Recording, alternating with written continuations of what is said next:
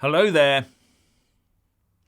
1 minute we're being told that the UK can't leave the European Union because we are now such a weak and inconsequential country, and the next moment we're told that if we do leave the EU, the whole of Europe will basically self-destruct.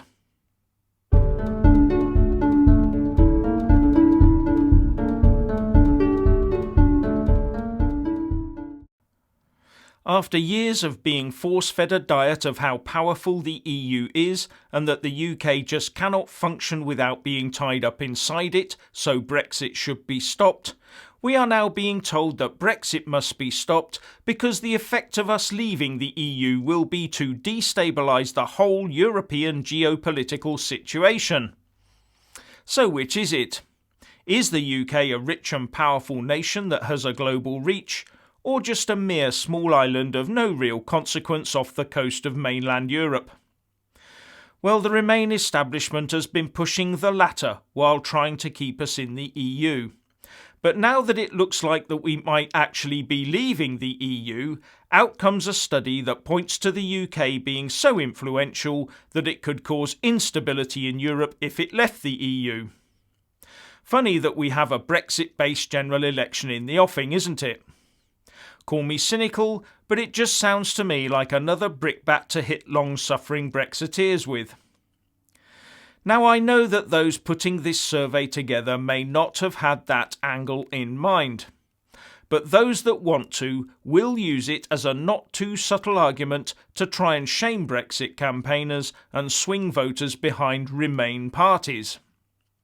The survey by the Centre for Research in Communication and Culture at Loughborough University shows that only 3% of news about Brexit contains anything about how Brexit could affect the stability and security of Europe in future, reports The Independent.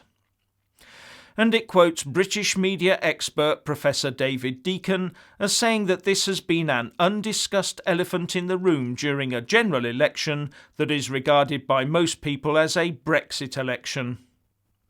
Experts on European politics and history are shocked by the imbalance in the media coverage and are warning of the probable consequences, says The Independent. And the Chair of International Relations at the University of Glasgow, Professor Beatrice Hauser, said that given our history, we know that failures in European solidarity and stability have had terrible consequences. And the professor went on to say that, with that in mind, it is extremely disturbing that ongoing European security and stability are being ignored during the election. And that without being able to look into the future, we have to look to history for guidance. And when we do, it reveals very clearly that reduced levels of European solidarity, increased levels of economic and political rivalry, and increased levels of nationalism would, ultimately, pose a threat to everyone throughout Britain and continental Europe. And The Independent says that there are at least 16 areas, either in the EU or adjacent to it, where stability is at risk if Brexit weakens the EU. And then it points to the UK itself and talks about potential problems with Scottish independence, the reunification of Ireland, and with Gibraltar. So my rough interpretation is that Brexit could well weaken the EU.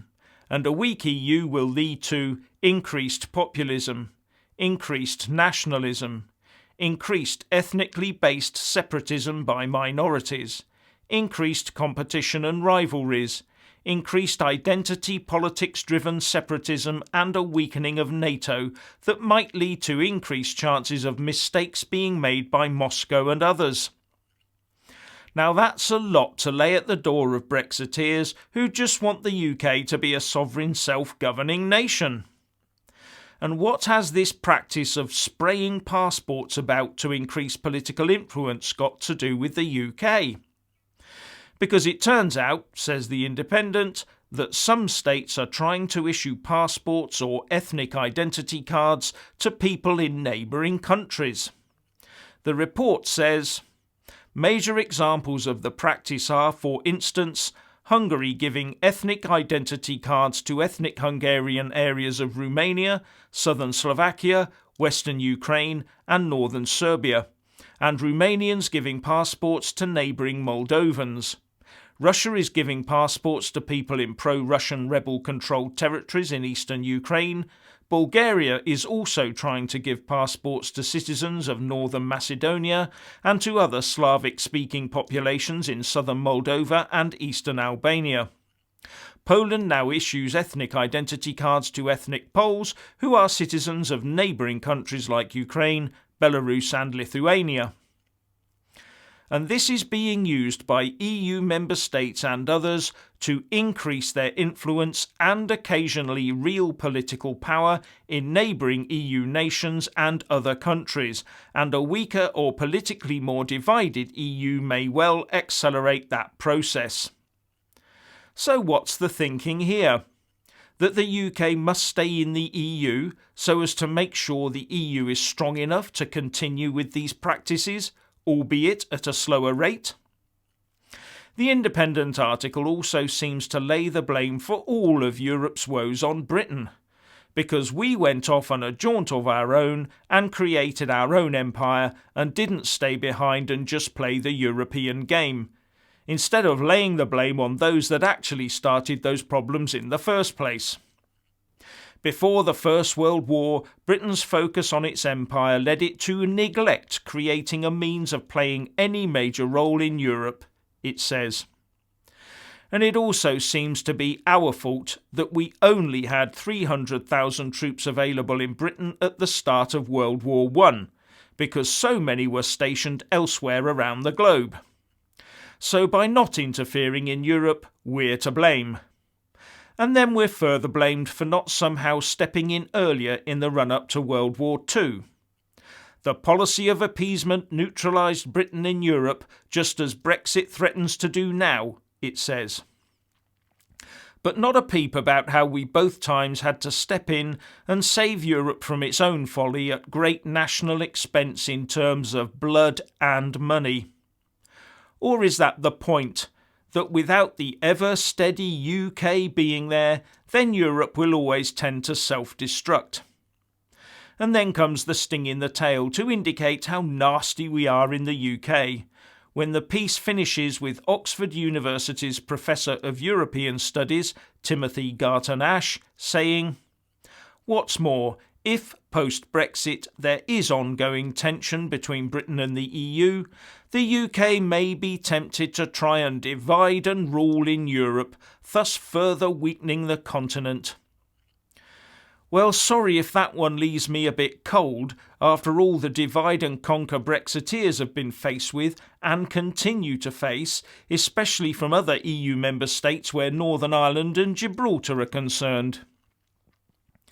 And the article signally fails to mention that we got diddly-squat support when we needed it in the Falklands War. In fact, I get the impression Eurocrats would rather we had failed in that particular endeavour.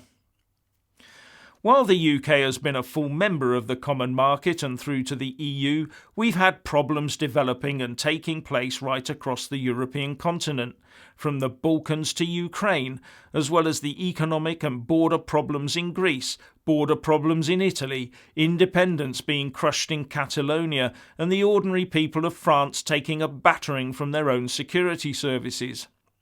And we have an EU intent on opening the borders to just about everyone else and forcing member states to accept their fair share of all comers, something that the Visegrad nations are now intent on stopping.